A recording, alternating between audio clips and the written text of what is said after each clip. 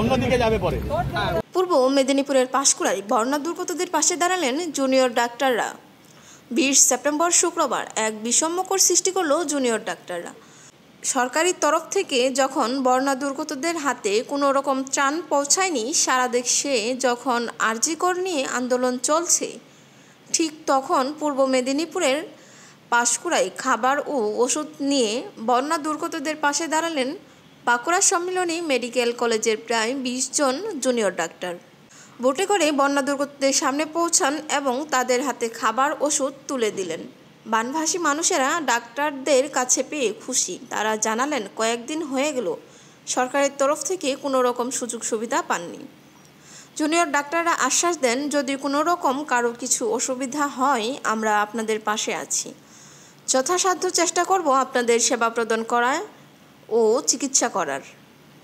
বানভাসী মানুষেরা তাদের পেয়ে আনন্দিত এবং সরকারের বিরুদ্ধে ক্ষোভ প্রকাশ করলেন। ইসরাত স্মৃতি, নিউজ ডেস্ক, বাংলাপত্রিকা.com।